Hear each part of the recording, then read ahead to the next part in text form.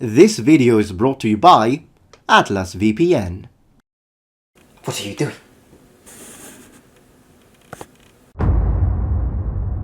Hello noble ones, welcome back to my channel. This is the Metatron speaking, and today we are continuing to read articles that are supposed to teach us and debunk myths about the ancient world. Now last time we did this I chose an article from Cracked, which was a complete mess, but today we're changing website and we are on Grunge, and the article in question is titled Why You Wouldn't Survive Life in Ancient Greece. Well, hopefully this article won't be too bad, so let's just jump into it. Of all the ancient civilizations, there is something particularly fascinating about ancient Greece. Maybe it's the fact that it had such an impact on the world today, helping shape everything from math to science to government and law. Or maybe it's the Greek myths. It's the Greek myths. Whatever it is, ancient Greece is one of those times and places that might seem like not such a bad place to go on the off chance time travel is invented. I'd rather go to Rome, but that's just me. Life was simpler then, right? More straightforward, honest, and speaking of honest, let's be completely that. Yes, please. Ancient Greece is one of those places that just doesn't seem as dirty and disease-ridden as, say, the Middle Age.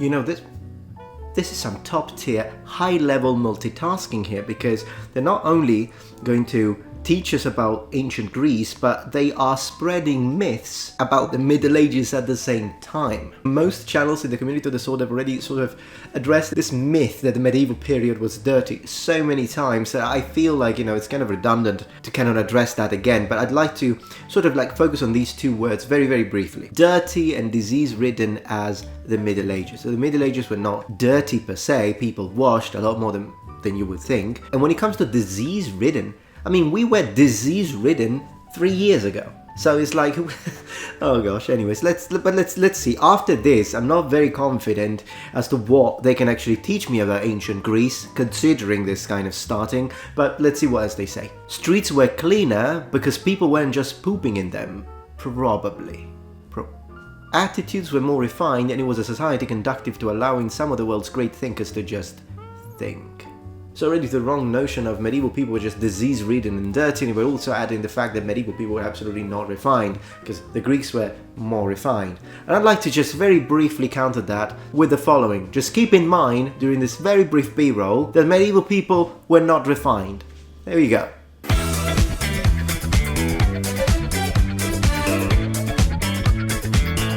Yeah, what a bunch of unskilled and uneducated barbarians, right? And what's with this probably in parentheses when they say people weren't just pooping in the streets? Are we talking about the same ancient Greece? I mean, I get it, ancient Romans were very famous for aqueducts. In the popular mind, the ancient Greeks are not as famous, but the ancient Greeks had absolutely incredible water systems, aqueducts and drainage systems themselves. It wasn't just the Romans, and if a Roman fanboy says that, you know it's true. Literally, from an archaeological standpoint, the earliest flushing toilet that we can date was found in Knossos Palace, and it belonged to the Minoan civilization. So I mean, flushing toilet, mate. Probably, I need a drink. You probably wouldn't even survive daily life there, and here is why. Medicine was based in belief instead of science. Okay, I already know what we are dealing with, I think, from the title, but let's see if I'm right. It's well known that the Greeks did a lot to advance our idea of a medicine, but those advancements, they didn't come until late. It wasn't until around the 5th century BC, which I mean, it's 2,500 years ago, but whatever, that Greek physicians started looking at illness as something based in science, and before then, the state of the human body was at the whim of the gods. According to the Ancient History Encyclopedia, the belief that sickness were handed out by the gods never completely left the field of Greek medicine. I'd like to underline that idea isn't really out of people's mind even now. I mean, this idea that sickness, disease, but also healing and cures is connected to the will of the gods, or the god, depending on what religion we're talking about, is absolutely still present today. So basically there are two main flaws in this already first part of the article. First, they are judging ancient civilization with modern eyes. And honestly, I had a little peek afterwards, and they are comparing ancient Greek surgeons to modern surgeons, saying, yeah, they ain't no shit compared to modern. So, of course, Sherlock. So my main problem here that I'm having with this article is trying again to push this idea that ancient people did things that are absurd, even though a lot of these things we still do. So I think it's a little hypocritical to judge them that way. Now, if you're like me and you like surfing the internet looking for articles to read, then a good thing to do is to do it in safety, and that's why you should definitely use today's sponsor, Atlas VPN. A VPN is a virtual private network that makes all of your internet traffic travel through an encrypted tunnel, and this way it protects you from spying, public Wi-Fi dangers, it hides your IP address, and online activities. Atlas VPN is a great choice because it was developed by cyber security specialists and, among other things, it gives you access to the Data Breach Monitor, which is a security feature designed to track any data breaches related to your online accounts, automatically scanning any leaked information. But another add-on through Atlas VPN is the fact that you can use Netflix from any country regardless of where you are. So let's say you wanted to watch a show that they only broadcast in the UK, but you were in America, no problem, just change your country through the VPN and boom, access granted. I personally always have Atlas VPN active on my machines because one account lets you use unlimited devices. I personally really like Atlas VPN not only because it's a great choice, but also because it's very affordable, and that links to today's offer for you. Right now, Atlas VPN is running a huge discount, which means that you can get a 3-year subscription for just $1.99 a month with a 30-day money-back guarantee. So if you have been considering getting a VPN but you weren't sure about prices, when now is the time, make sure you grab Atlas VPN at the low price of $1.99 through today's special offer. And don't forget to click the link in the description. That's just $1.99 a month for a 3-year subscription, 30 days money back guarantee. And big thanks to Atlas VPN for sponsoring my video.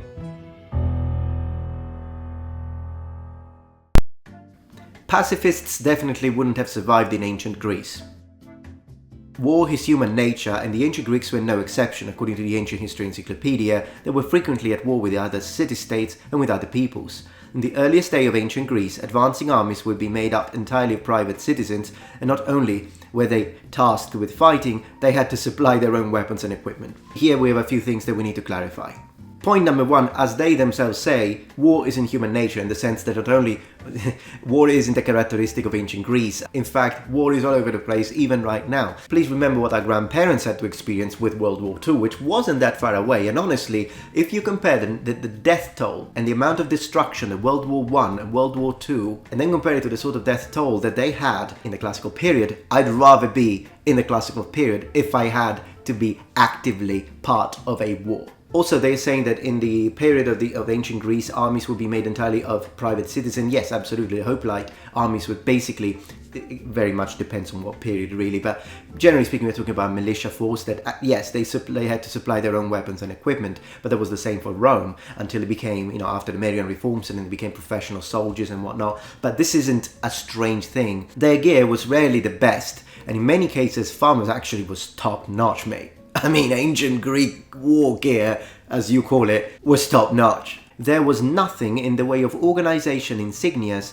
or defining features to conveniently illustrate who was fighting for whom. I don't think I've ever seen a Greek shield, to be honest.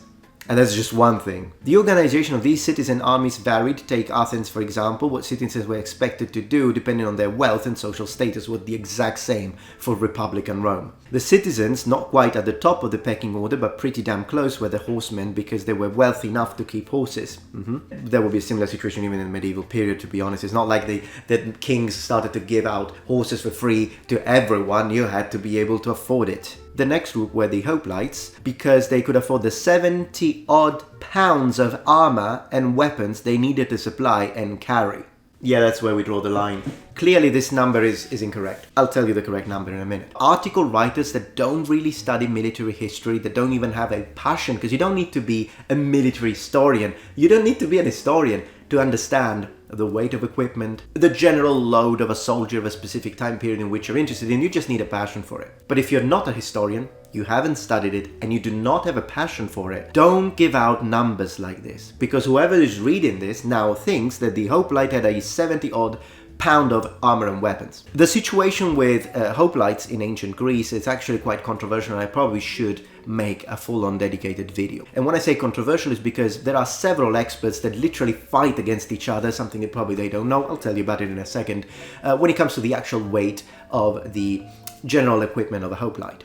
Definitely one of the single heaviest components of the equipment of a hoplite would be the oplon. What an oplon actually weighs is part of an ongoing debate. For instance, let's have a look at this example, which is found in a museum in Switzerland from the Archaic period. The thickness of the bronze sheeting is about 0.5 millimeters on average, but what the weight would have been has to be guessed because we have no idea about the thickness of the wood. So it's an estimate, but again, it's debated, and there are experts that actually say no, it wouldn't have weighed that much. It has its weight, but remember it's well distributed because of the weights attached. But with that aside, since, as I say, it's debatable, not all hoplites wore their heaviest possible configuration, in the sense that not all hoplites were wearing full bronze. If the hoplite in question that we are discussing is wearing a linothorax or a set of leather spolas, then the overall weight is going down dramatically. But even if we look at the full bronze ones, I mean, this specific breastplate and backplate bronze configuration, 3.5 kilograms. Not only they are definitely looking only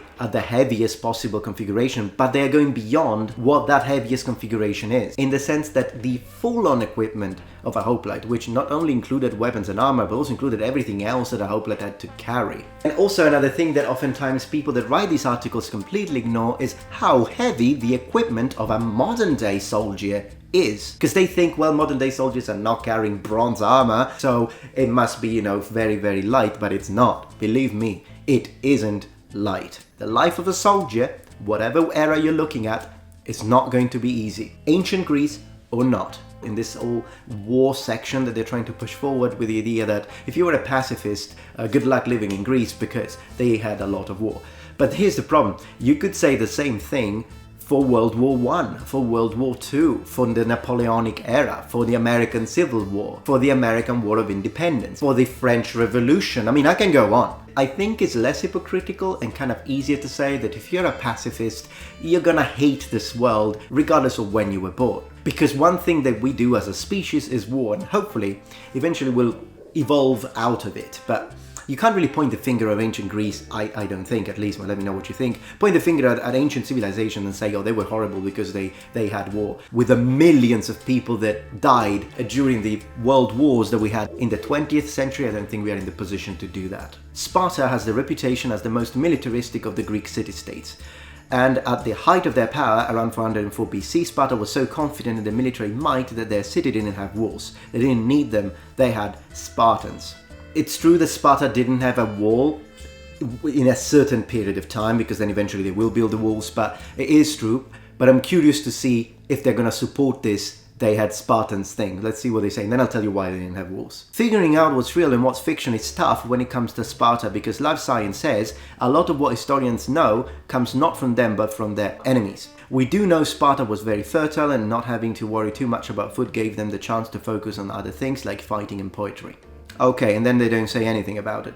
They don't say anything about the walls and the walls of men instead of walls of... Okay, so I think I might have to jump in here. It's true that for a certain period of time Sparta didn't have walls, but it wasn't only because they were very confident in their military, which is definitely part of it, but it was also because of its geographic location and the natural defenses that Sparta had because of where it was built, which I think it would have been nice if they mentioned it. Cosmetics were often deadly. When it comes to ancient people and cosmetics, your first thought might be of the Egyptians, but according to the BBC, but already if it says according to the BBC, I'm gonna have a problem with it, the ancient Greeks likely liked to look pretty too. Probably not how they worded it. They took a different minimalistic approach, as the ideal look was of healthy skin while the makeup wasn't obvious. Unless you're talking about the Minoans. The Minoans, they went full on, mate. They went full on. Link in the description if you're interested. So this point is real. Some of the ingredients that the people in ancient civilization, not just ancient Greece, used for makeup was something that now we know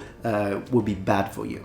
But I'd like to underline that this is actually something that happened as late as the 1900s. So not something that, oh, stupid ancient Greeks didn't know what they were doing. There are a lot of products that even in the 20th century we were still using that were later discovered to actually be not good for you, in fact, very dangerous. At least they didn't know that those things were bad. I mean, we smoke. I mean, I don't. People smoke in our day and age, and we know what it does. Not a good look, modern people. Mysterious plagues were definitely a thing. Anyone who happened to be living in Athens in 430 BC had about a 25% chance of dying in a horrible, horrible way, and historians still aren't sure exactly what happened.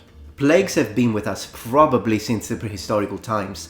It's weird to judge ancient Greece to be a horrible place you don't want to go and put as one of the reasons, oh, they had a plague.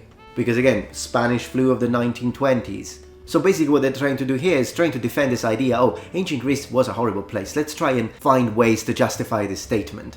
And then the next point is that you wouldn't survive the pirates that were attacking Greece, I imagine, whatever point that they choose in history. But with that being said, I think we have read enough from this article. So really, just to wrap it up, the only problem really I have here is this idea that I see oftentimes in these articles that they want to create these titles that are scandalous in the sense that, wow, they said something really strong. Any historical statement can be very strong, but the stronger the statement, the crazier sounding the statement, the harder it is to defend it. And honestly, I don't think they did a very good job of defending it. I'm not trying to attack them, of course. This is just for debate. But in general, I reckon when it comes to this article, the main problem I'm having is this sort of underlying hypocrisy, if you will, because they keep mentioning things that have to do with ancient Greece that either are not fair, so not fair comparisons, or are things that we absolutely do, still in our day and age. So in my opinion, the statements don't hold water. But thank you very much for watching. I hope that you enjoyed this video. If you did, please remember thumbs up and remember to take advantage of the special offer from Atlas VPN through clicking the link in the description below.